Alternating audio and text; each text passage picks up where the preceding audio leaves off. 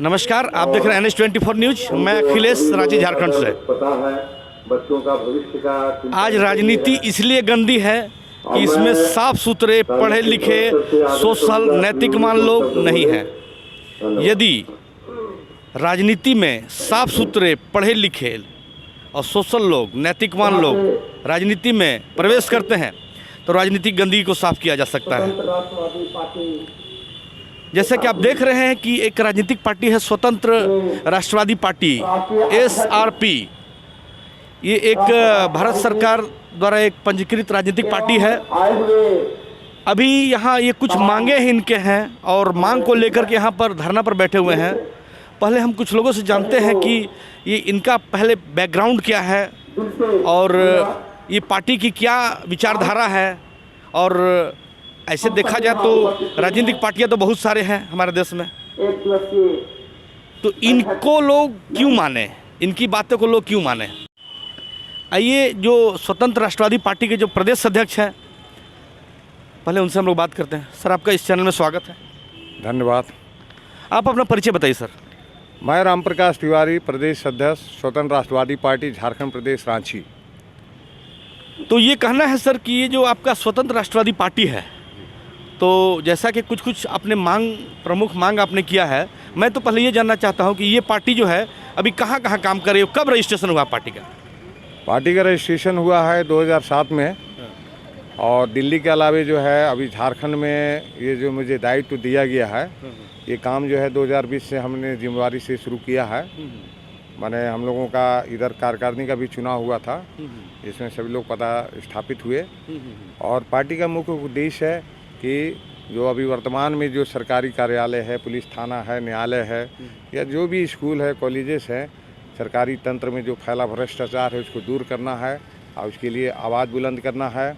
और लोगों के जो मौलिक अधिकार हैं, जैसे रहने के लिए घर ज़रूरी है और बिजली के लिए और पेयजल के लिए और शिक्षा और सड़क, ये सुविधा जो है मौलिक अधिकार घोषित करने का पार्टी का पार्टी के मेमोरेंडम में भी है कि हम लोगों को मौलिक अधिकार दिलाने का अधिकार करेंगे और इसके लिए संघर्ष करेंगे। और भ्रष्टाचार रहित शासन की स्थापना आने वाले 2024 के विधानसभा में हम लोग 81 विधानसभा में पढ़े लिखे नौजवानों को खड़ा करेंगे, शिक्षित नौजवानों को खड़ा करेंगे और किसी भी दल के निकले हुए नेताओं को अपने पार्टी में प्रवेश करने नहीं देंगे, न माफियाओं को, न दलालों को, न ठेकेदारों को। जो लोग जो जनता से जुड़े हुए हैं, जन सरोकार कार्य कर रहे हैं, उन्हीं लोगों को लेकर आगे बढ़ेंगे। और आने वाला कल में पूरे झारखंड में 45 प्लस से अधिक सीटों पे हम लोग कब्जा करेंगे और शासन में ये हम लोग का सुनिश्चित करेंगे कि 2000 से लेकर के अब तक जो भी शासन में लोग सत्ता विपक्ष में रहे हैं, उन तमाम सांसदों, विधायकों, मंत्रियों, मुख्यमंत्रियों सबकी संपत्ति की जांच कराएंगे और तमाम विकास कार्यों में किए गए घोटालों में माफियाओं, दलालों, भ्रष्टाचारियों पर कार्रवाई के लिए ये सरकार पहला सुनिश्चित करेगी।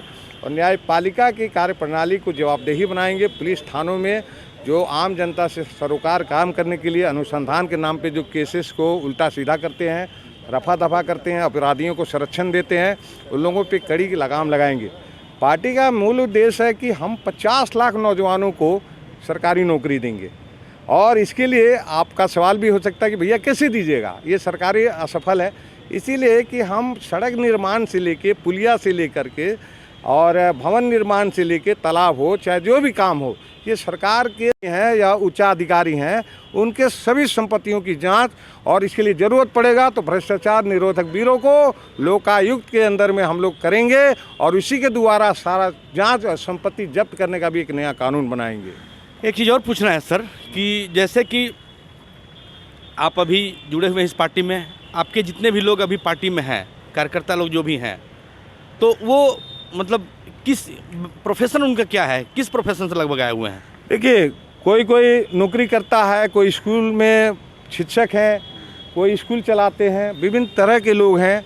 लेकिन उनके ऊपर कोई छवि खराब नहीं है कि वो दलाल हैं या माफिया हैं या ठेकेदार हैं। वो एक आम आदमी, सामान्य लोग हैं जिनको हम लोगों ने पार्टी में जोड़ रहे हैं और जोड़ने का काम कर रहे हैं।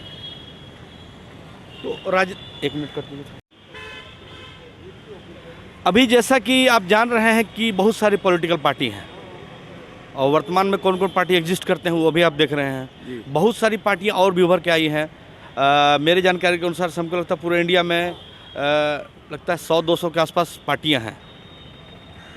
तो जनता आपकी पार्टी पर आप पर क्यों विश्वास करे? देखिए, सबसे बड़ा बात यह है कि पार्टी की नीतियों पे, पार्टी के कार्यक्रमों पे, पार्टी के विचारधारा पे लोग जुड़ेंगे और इसके लिए हम लोग प्रयास कर रहे हैं कि आने वाला कल में पूरे गांव-गांव में हम घूमेंगे और जनता को जगाने का काम करेंगे।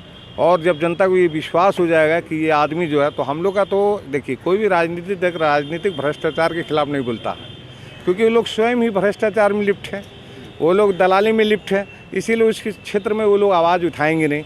तो हमारा पार्टी का पहला है कि हम पहला फोकस कर रहे हैं कि राजनीतिक भ्रष्टाचार। अगर घर का मालिक ही चोर हो जाए तो प्रजा को चोर होने में कितना देर लगेगा। मैं एक बार सिल्ली विधानसभा में 2019 का मैं जब गया था, सिल्ली विधानसभा हमारे एक शिक्षक प्रहलाद महतो चुनाव खड़े हुए थे, तो उसी क्रम में हम जब प्रचार में गए तो कुछ लड़के, 2-3 गो लड़के हम लोगों को रोके कि भाई रुको। हम बोले हाँ रुक जाते हैं बाबू, बोलो क्या बात है? तो आप पार्टी प्रचार करने आए हो तो हमको पैसा दो, हमको शराब के लिए पैसा दो। तो हमको बहुत झटका लगा कि ये बच्चा को किताब कॉपी होना चाहिए, इसके हाथ में रोजगार होना चाहिए। तो आज इन तमाम राजनीतिक दलों ने शराब देने का काम किया, पैसा दे के इनको भ्रष्ट बनाने का काम किया और 5 वर्षों तक इन लोगों ने लूटने का काम किया। तो आने वाला कल में हमारा एक ही फोकस है कि हम जनता को जगाएंगे कि राजनीतिक भ्रष्टाचार क्या है, न्यायालय का भ्रष्टाचार क्या है, शिक्षा का भ्रष्टाचार क्या है, या जो भी क्षेत्र का भ्रष्टाचार उसका हम लोग पर्दाफाश करेंगे। ठीक सर, धन्यवाद। जैसा कि आप जान रहे हैं सर कि वर्तमान में जो अभी पॉलिटिक्स की स्थिति जो बनी हुई है, अभी एक पॉलिटिशियंस होना एक बहुत बड़ा चीज़ होता है। अगर एक पंचायत चुनाव लड़े तो 2-3 लाख रुपए लोग ऐसे खर्चा करते हैं। उस समय में आप बात कर रहे हैं काशी विधानसभा में चुनाव लड़ने की बात कर रहे हैं, आप जो है लोकसभा विधानसभा में अपने कैंडिडेट को खड़ा करने की बात कर रहे हैं।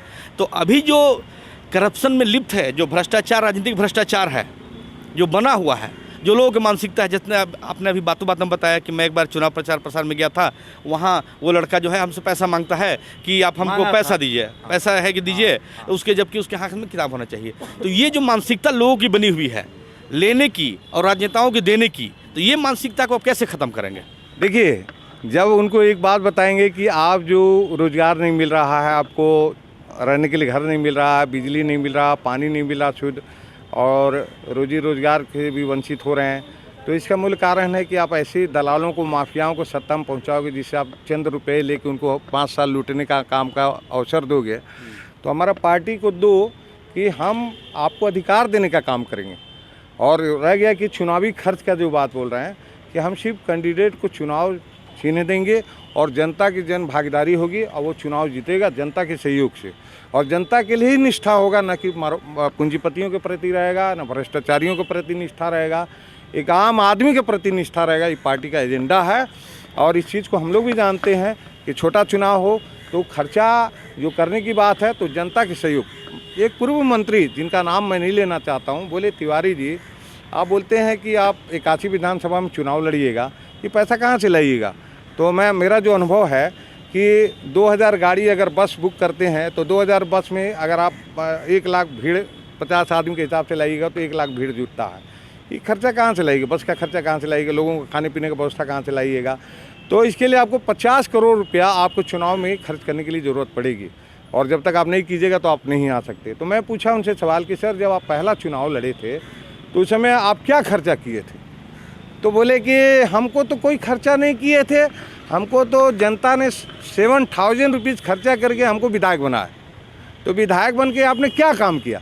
तो आपने जनता का काम की जगह आपने 5 करोड़, 10 करोड़, 100 करोड़ का आपने प्रॉपर्टी बनाया, आप चुनाव में पैसा बांटने लगे। तो जनता को पता हो गया कि चोर है, जिसको हम लोगों ने मेहनत करके जिताया, एक आम आदमी के लिए कुछ काम ही नहीं किया।